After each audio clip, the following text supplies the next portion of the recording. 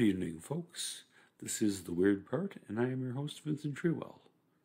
Tonight, we're going to be talking about something that I find interesting, and I think you will too. We will be discussing War of the Worlds and several productions based on the novel by H.G Wells. Just to kind of lay out our facts and kind of set the scene, the novel War of the Worlds was written by H.G Wells, a British science fiction author, serialized in 1897 and came out as a full novel in 1898. It has had a tremendous run that continues to this day in American and British pop culture. It has been a highly influential work of science fiction.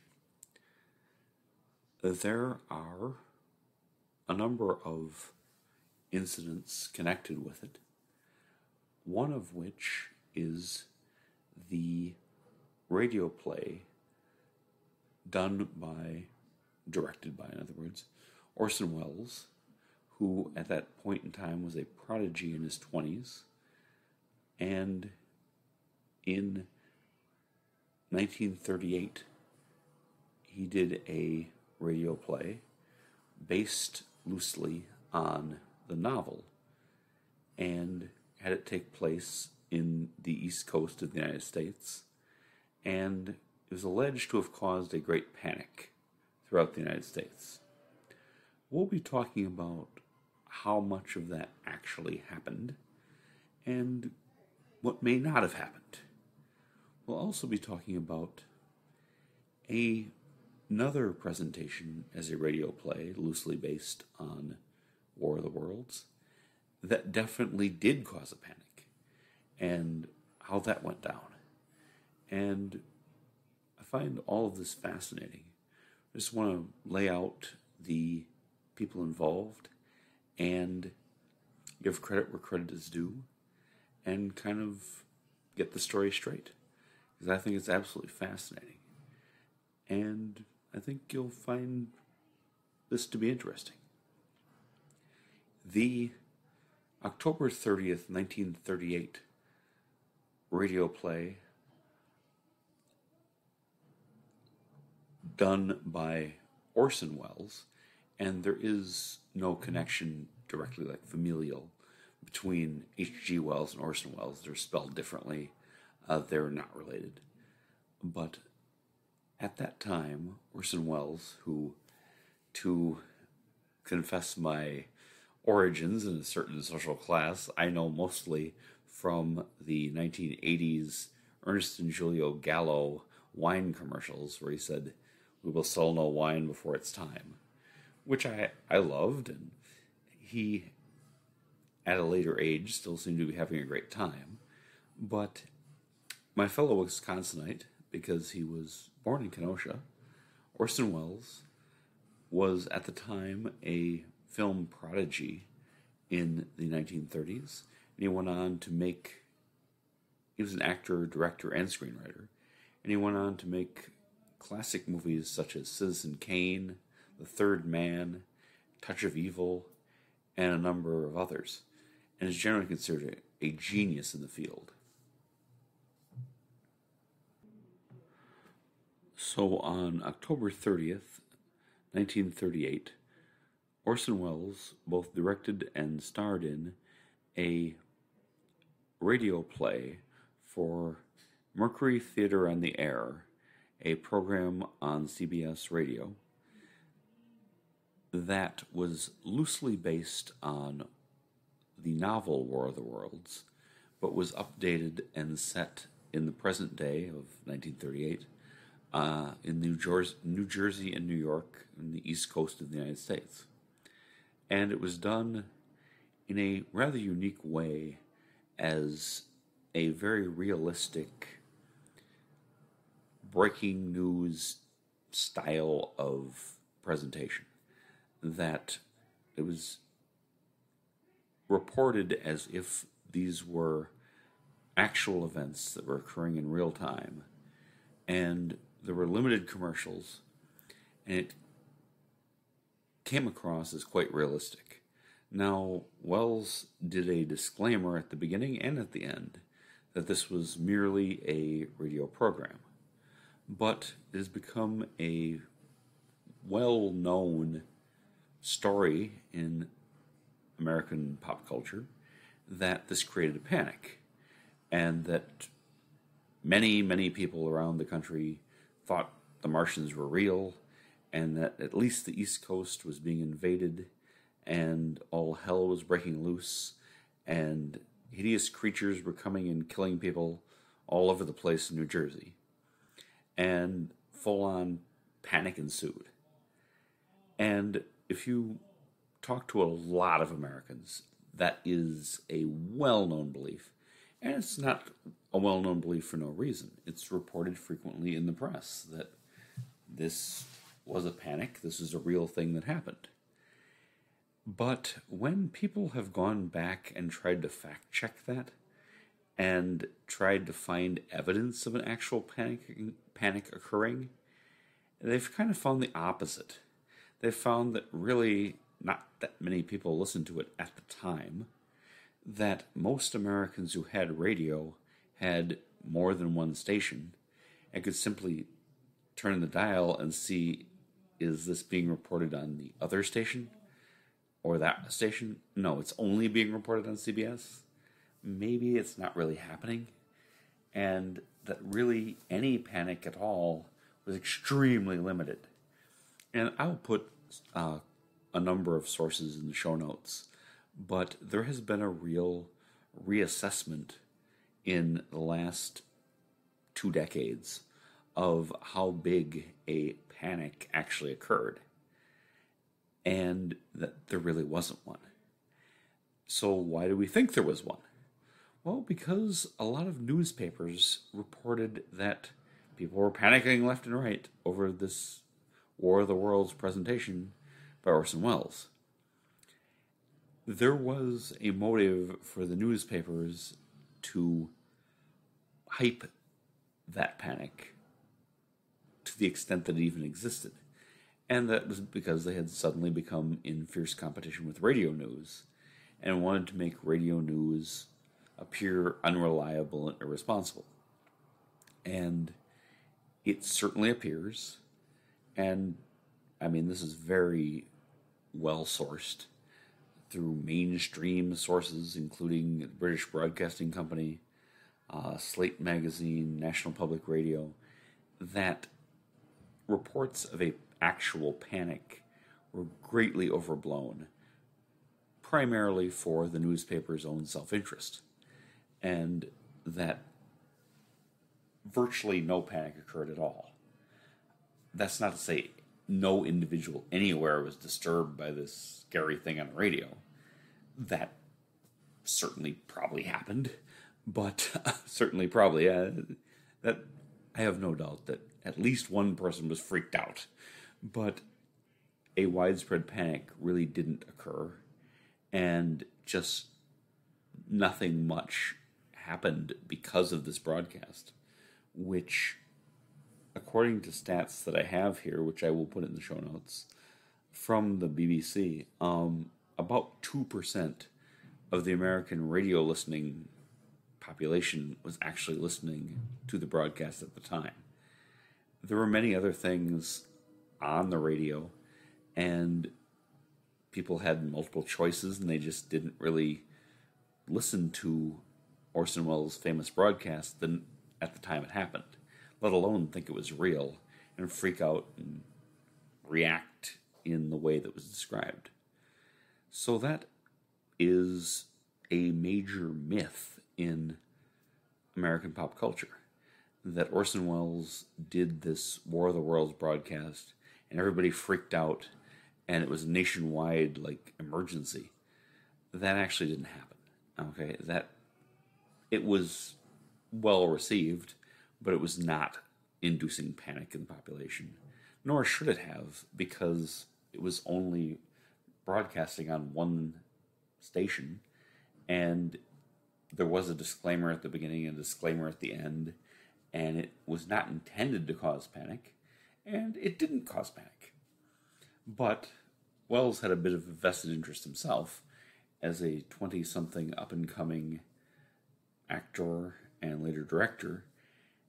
You don't want to, deny that the thing you did was so awesome that people freaked out and thought it was real. So he never really denied that the panic occurred. He kind of, and I don't mean this in a harsh way, but he kind of milked it and let people think that a panic had occurred. But really, on the ground, no panic had occurred.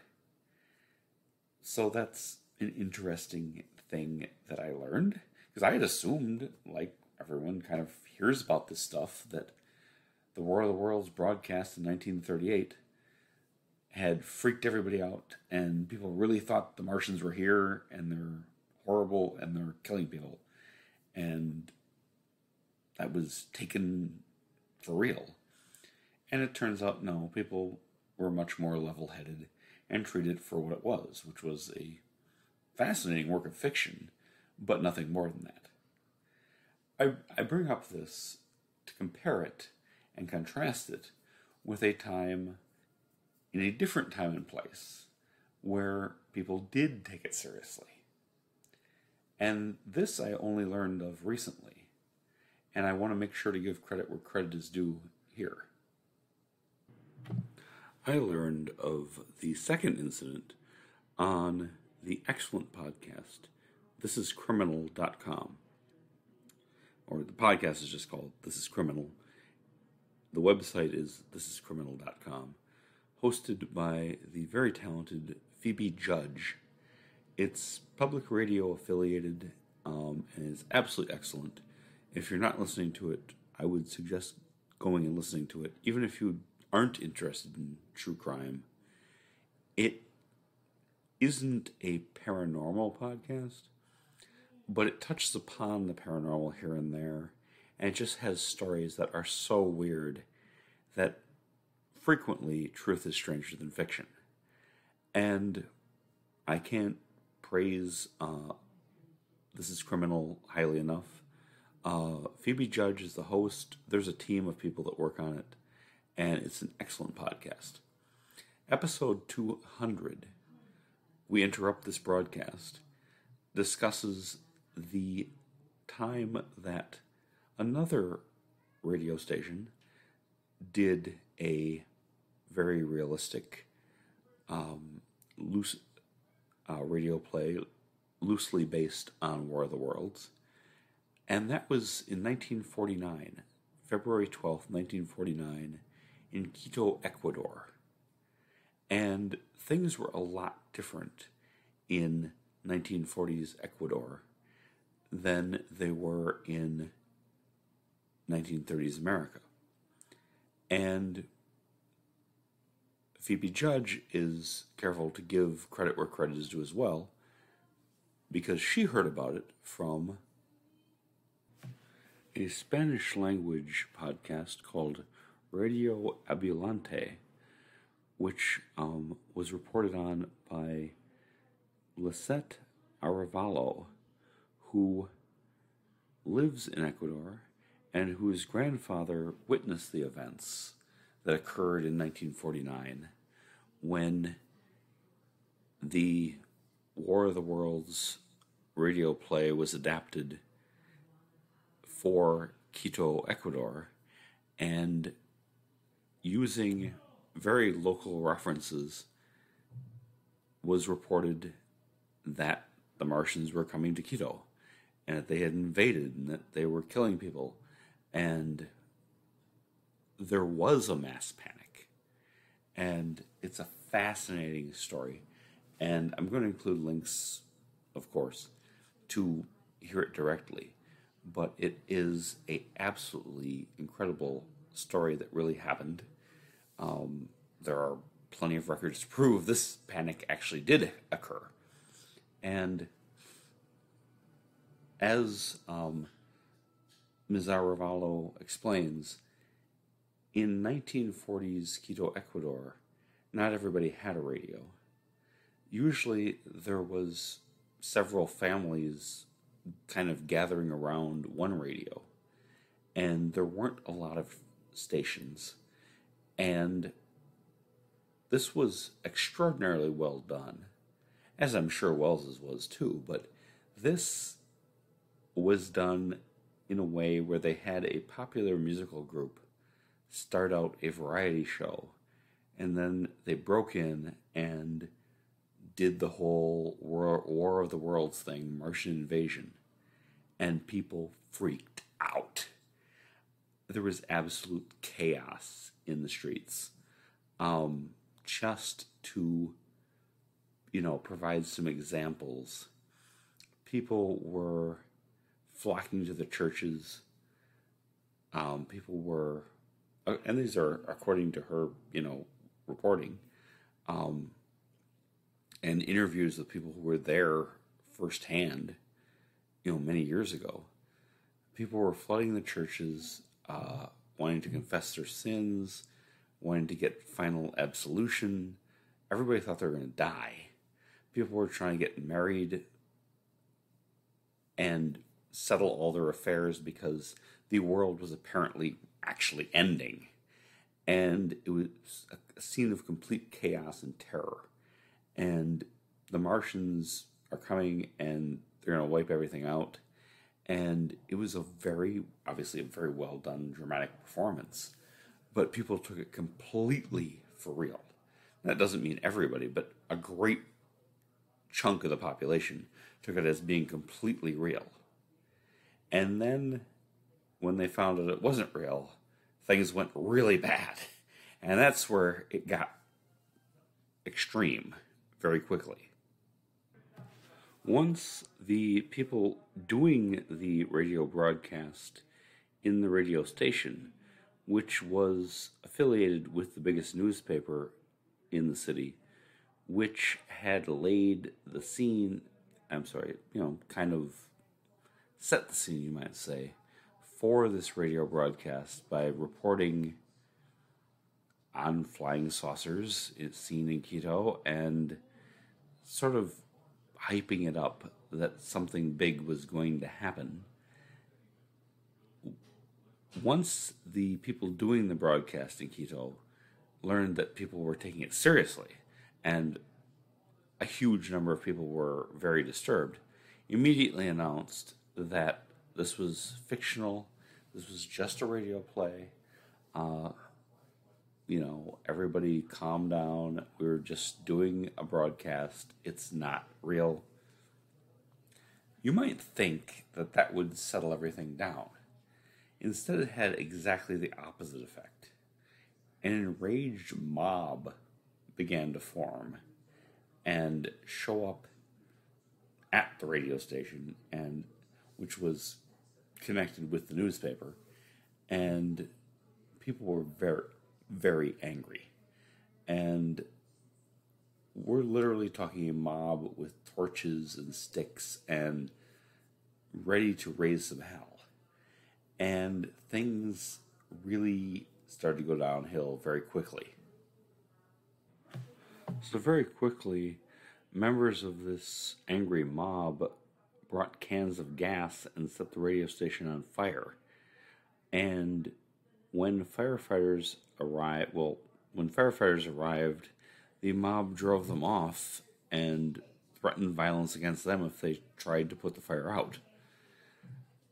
Eventually, at the time, the people in the radio station were calling for police and fire help over the radio, but to a large extent, the police seemed to have thought that that was part of the show and not directly responded. Eventually, the mob was cleared out with tanks and just, the military was sent in to clear them out, and they did. And eventually the fire was put out. But the estimates of death in this case, according to the New York Times at the time, were about 20 people were killed in the fire. So, this is a huge, riot in response to this radio broadcast. And people were very, very angry at the people who'd put it on. And they were looking particularly for the main actor, and I believe he was actor and director of the play, a rather brilliant performer named Leonardo Paez. And Mr. Paez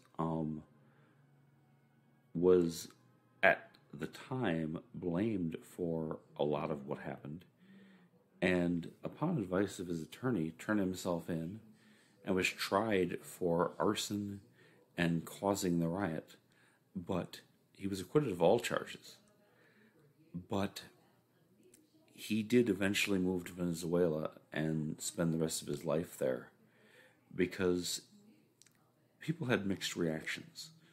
To some, he was a very talented artist who had just been misunderstood, but others, held a grudge against him, and he spent the rest of his life in self-exile until he died in 1991.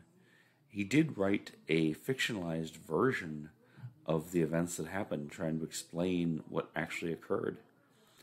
And, it drastically affected his life because, a bunch of people died in this thing. And, the full death toll will probably never be known because some people died in all the chaos during the broadcast. And then multiple people died during the fire that was an angry reaction to the broadcast.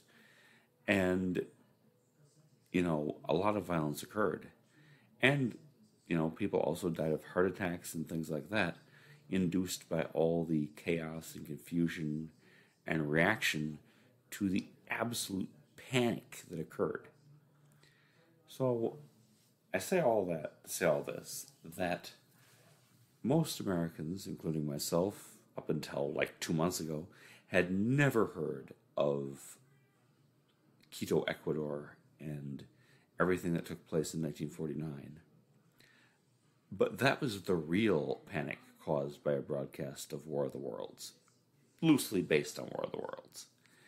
And meanwhile, we've all heard, it's not everybody, obviously, but I've certainly heard, and I'm 51, and I've heard this my whole life, that everybody panicked in America in 1938 over Orson Welles' broadcast of War of the Worlds.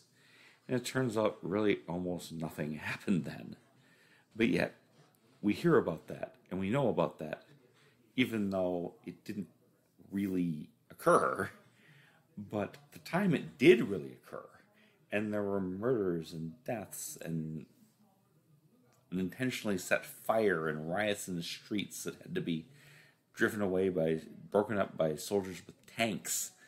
We don't hear about that one.